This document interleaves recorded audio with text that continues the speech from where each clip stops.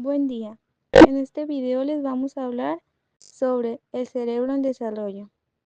El equipo está conformado por Delaira Rodríguez, Valeria Mezquita, Gabriela Rodríguez, Alfredo Tovar y Esmeralda Aro. Como primer tema les voy a hablar sobre la estructura del cerebro humano o desarrollo de la corteza cerebral. La corteza, aunque es una capa delgada de tejido neuronal, es responsable de una asombrosa gama de comportamientos y capacidades cognitivas que nos hacen únicos como especies. Esta tiene un grosor de apenas 2 a 4 milímetros, pero retiene cerca de 16.000 millones de neuronas, las cuales procesan y generan las funciones más sofisticadas del cerebro, y están organizadas en 6 capas horizontales y numerosas columnas corticales verticales. Cada capa y columna contiene diferentes tipos de neuronas y conexiones que permiten la integración de información a múltiples niveles. La corteza se divide en 4 lóbulos principales. El primer lóbulo es el lóbulo frontal. El lóbulo frontal es el que se encarga de los movimientos, inteligencia, razonamiento, resolución de problemas, conducta, memoria y personalidad. El lóbulo temporal es el que se encarga del habla, conducta, memoria, oído, visión y las emociones. El lóbulo parietal también se encarga, al igual que el lóbulo frontal, de la inteligencia, el razonamiento, distinguir entre izquierda y derecha, el lenguaje, la sensación y la lectura. Y por último, tenemos el lóbulo occipital, que es el que se encarga únicamente de nuestra visión. Como pudimos observar, estos 4 lóbulos están encargados de hacer que distintas funciones se desempeñen correctamente entre sí.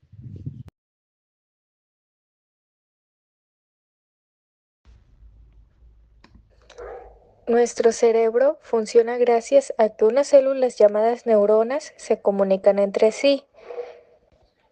Una señal eléctrica viaja por la neurona llegando a una parte llamada botón sináptico.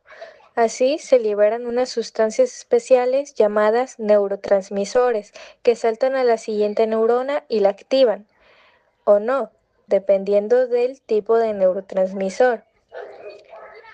Los tipos de neurotransmisores son varios, cada uno con su función, pero los más comunes son el glutamato, que activa otras neuronas, y el GABA, que calma las neuronas.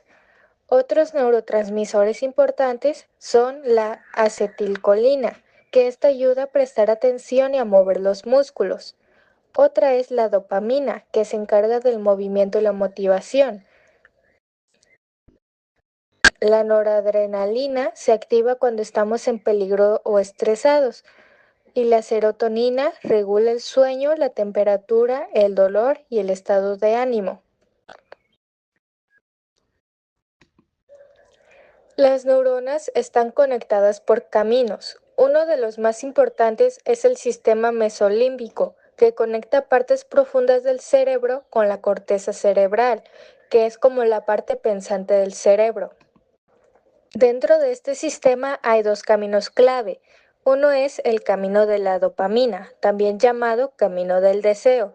Se activa cuando algo nos gusta o motiva. Este camino nos ayuda a actuar para obtener beneficios, pero si se desequilibra puede generar adicciones. Otro es el camino de la serotonina o camino del bienestar.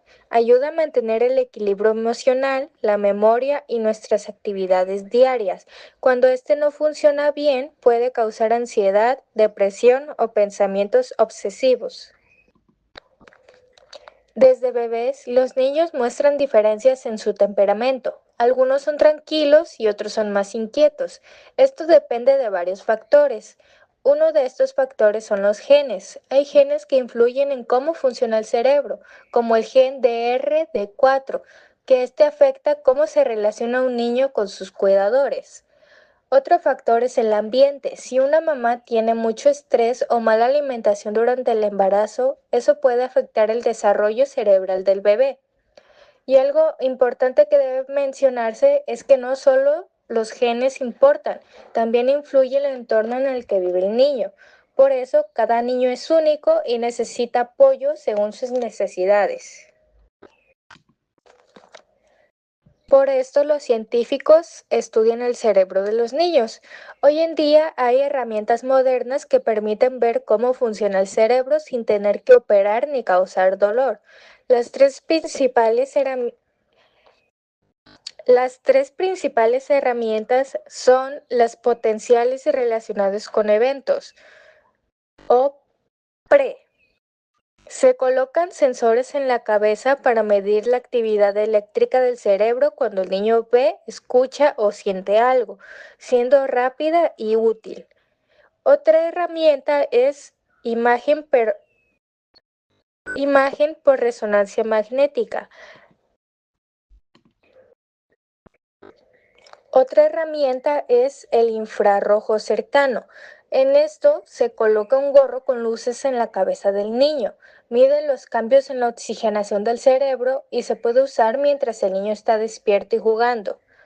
Estas herramientas también se pueden utilizar en medicina, pero tienen diferencias, ya que en medicina se analiza a una persona específica, y llegando a la investigación se juntan los datos de muchos niños para entender cómo funciona el cerebro en general. Hola compañeros, buenos días. A mí me tocó abarcar el tema de antes de nacer, donde el cerebro comienza a formarse desde la tercera semana de gestación. Se desarrollan regiones principales, las neuronas se multiplican y conectan mediante la sinapsis. Se forma el cerebro, el cerebelo y el tronco encefálico, las cuales controlan las funciones básicas y preparan la corteza cerebral para el aprendizaje. También me tocó abarcar los periodos sensibles, los cuales después de nacer el cerebro sigue madurando. También las conexiones neuronales se fortalecen con la estimulación, se desarrollan habilidades como el lenguaje y la emoción, y la plasticidad cerebral permite aprender con rapidez. Esta etapa es clave para el desarrollo integral del cerebro. Dentro del tema de localización y lateralización, vamos a encontrar primeramente su concepto. Se comprende por localización a la determinación de las áreas de la corteza que intervienen en la ejecución de ciertas funciones. Por otro lado, la lateralización es la encargada de establecer qué funciones son más propias del hemisferio izquierdo o derecho del cerebro.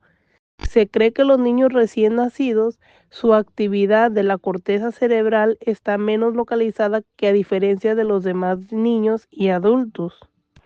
Es decir, que estos pequeños, con el paso del tiempo, al adquirir ciertas experiencias y al simple hecho de madurar, las distintas partes de la corteza se van especializándose y de esta manera formarán circuitos destinados para llevar a cabo funciones específicas, en ciertos casos en uno u otro de los dos hemisferios. Otro dato importante que es, durante este largo periodo de especialización y lateralización, la corteza sigue siendo un órgano sumamente adaptable. Y con el paso del tiempo se van a adquirir trastornos capaces de rescatar las funciones de peligro, colocándola en el hemisferio opuesto al que es normalmente sede de esa función. Si se produce daño en la misma área de ambos lados del cerebro, la capacidad de recuperación disminuye drásticamente o, por otra parte, se puede perder por completo. Dentro de las funciones del hemisferio derecho vamos a encontrar la imaginación, las emociones y la intuición. Por otra parte, las funciones del hemisferio izquierdo serían la escritura, las matemáticas y el habla. Y la clasificación de la lateralidad serían diestro, zurdo, ambidextrismo, así como lateralidad cruzada, lateralidad sin definir y la zurdería contraída. Las fases de la lateralidad son identificación, alternancia y automatización. Hola, muy buen día. El día de hoy yo les presentaré desde el tema del desarrollo del sistema visual hasta la alimentación y la nutrición en el desarrollo cerebral. Comenzamos. Bueno, comenzamos con una breve introducción, entendiendo que los bebés usan los ojos para explorar el mundo desde el momento en que nacen, incluso antes de ser capaces de usar las manos o las piernas para agarrar cosas o gatear. Y a pesar de esto, la vista es uno de los sentidos menos desarrollados al nacer. Algunos de los estímulos que el sistema visual necesita se producen cuando los bebés están todavía dentro del vientre materno. Las células del camino visual generan su propia activación espontánea como preparación para los estímulos que llegarán desde el mundo exterior después del nacimiento. Bueno, continuamos con el tema de la adquisición del lenguaje en el niño monolingüe y bilingüe. Adquirir y utilizar el primer idioma es un logro complejo pero sorprendentemente rápido que no obstante la aparente ausencia del esfuerzo es resultado de una intrínseca variedad de procesos perceptivos y cognitivos. Un elevado porcentaje de los bebés de todo el mundo se encuentran expuestos desde el nacimiento a más de un idioma en su ambiente familiar.